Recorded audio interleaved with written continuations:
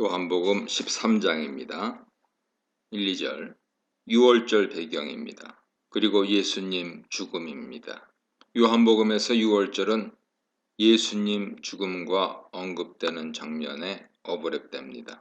이 문단에서도 죽음이라는 직접적인 말은 없지만 세상을 떠나다, 아버지께로 돌아가다 하는 표현이 죽음을 암시하기에 충분합니다. 예수님 세족이 예수님 죽음과 긴밀하게 연관되어 있음을 알 수 있습니다.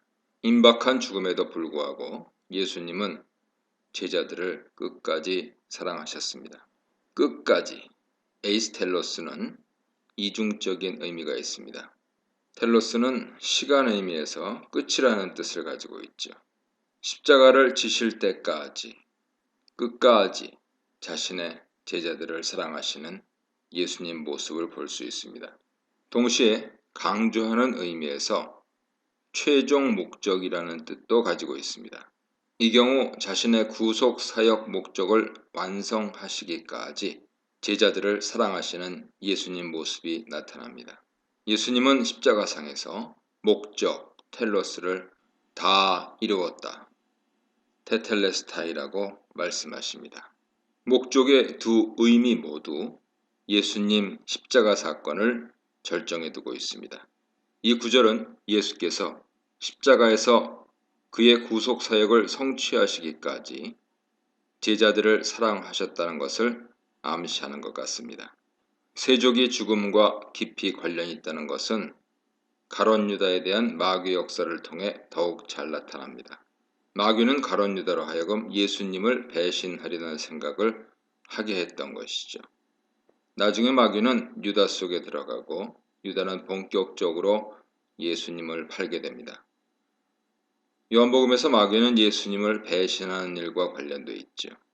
또한 살인과 거짓을 일삼는 하나님의 대적자입니다.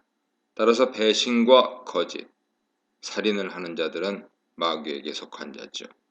유월절, 예수님의 떠남, 아버지께로 돌아감, 끝까지 사랑하심, 마귀와 유다의 음모 등은 모두 다 같이 예수님 죽음과 연결됩니다. 이 단락의 세족이 결국 그의 죽음과 깊이 연결되어 있음을 의미하고 있습니다. 3절에 의하면 제자들의 발을 씻기기 전에 예수님은 두 가지 사실을 아셨습니다. 첫째는 아버지께서 자신에게 모든 것을 맡기셨다는 것을 아셨습니다.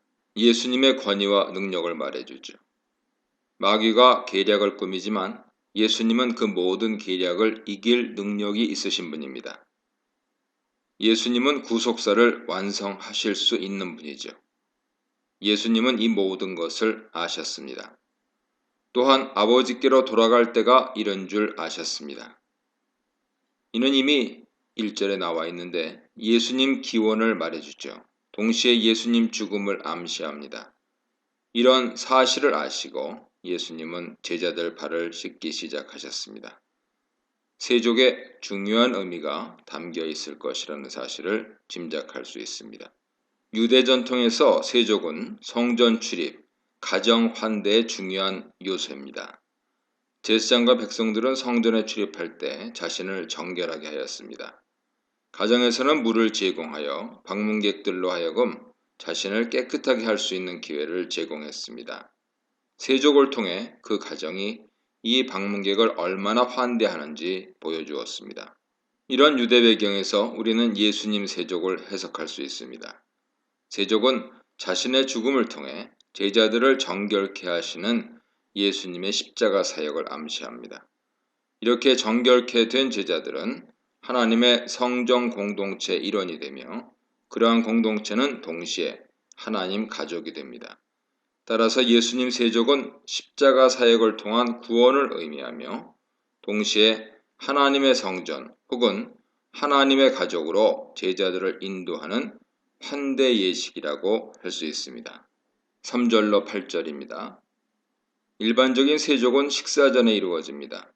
그런데 예수님은 저녁 먹는 중에 세족을 시행하십니다. 예수님의 행동이 의도적이라는 것을 알 수 있죠. 예수님은 자신의 죽음이 가까이 온 것을 아시고 세족을 시행하려 일어나십니다. 그러나 베드로가 예수님 세족을 만류합니다. 자신의 발을 씻지 못할 것이라고 합니다. 그러자 예수님은 베드로가 끝내 세족을 거부하면 그가 예수님과 상관이 없을 것이라고 하십니다. 예수님과 상관이 없다는 뜻은 무엇입니까? 예수님 세족은 예수님 십자가 죽음을 암시하고 기대케 하는 맥락에서 세족을 통해 예수님과 관련 있는 것은 곧 예수님과 연합하는 것을 뜻하죠. 예수님 죽음에 믿음으로 연합하여 정결케 되는 것을 의미합니다. 그리하여 예수님으로부터 영생을 얻고 교제를 갖는 것이죠. 이런 구원론적 의미 외에 본문은 교회론적 의도 가지고 있습니다. 세족은 예수님 제자들이 자신의 십자가 정결을 통해 하나님의 성전 혹은 하나님의 가족으로 세워지는 것을 상징하죠. 예수님의 교회는 예수님과 연합하여 영생을 얻고 그와 교제하는 사람들입니다. 세족이 없으면, 세족이 지향하는 십자가 정결이 없으면 구원도 없고 교회도 없습니다. 예수님은 베드로에게 이것을 말씀하시는 것이죠. 9절로 11절입니다. 예수님 말씀을 듣고 베드로는 온몸을 씻어달라고 합니다. 그러나 예수님은 베드로가 이미 온몸을 씻어 깨끗하다고 하십니다. 따라서 베드로는 발만 씻으면 된다고 하십니다. 베드로는 어떻게 온몸을 씻었을까요? 깨끗한이라는 표현은 요한복음에서 3번 사용됩니다. 이달락 10절, 11절, 그리고 뒤에 15장 3절입니다. 예수님은 제자들에게 그들이 예수님 말씀으로 깨끗해졌다고 하십니다. 제자들은 예수님이 전해주신 하나님 말씀을 듣고 믿었습니다. 그래서 제자들은 말씀으로 깨끗하게 되었습니다. 아마도 예수님은 이 부분을 지적하시는 듯합니다. 따라서 요한복음은 두 종류의 정결을 소개합니다. 하나는 예수님 세족이 가리키는 십자가 죽음을 통한 정결이죠. 예수님 죽음이 그를 믿는 자에게 정결을 통한 구원을 가져옵니다. 다른 하나는 계시 말씀을 통한 정결입니다.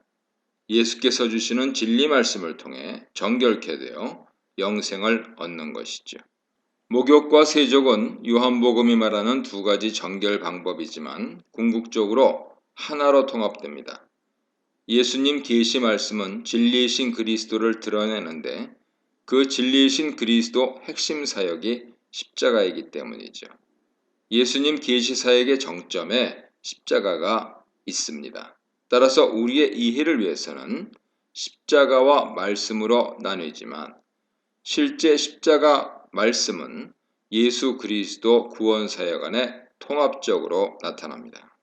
주의할 것은 목욕, 세족의 우열을 두지 말아야 한다는 것이죠. 목욕이 정결의 주요 방법이고 세족은 부수적이라고 생각하는 것은 본문을 잘못 해석하는 것입니다. 목욕, 세족은 정결의 두 종류를 나열한 것입니다. 십자가, 말씀은 그 자체에 어떤 우열이 있는 것이 아니죠. 예수님 구속 사역을 포괄적으로 드러내는 두 종류입니다. 이 문단에서는 끝까지 사랑하신 예수님, 종의 모범을 보이며 사랑하신 예수님, 사랑 가운데 싹트는 배신과 무지에 대해 묵상해 보시기 바랍니다.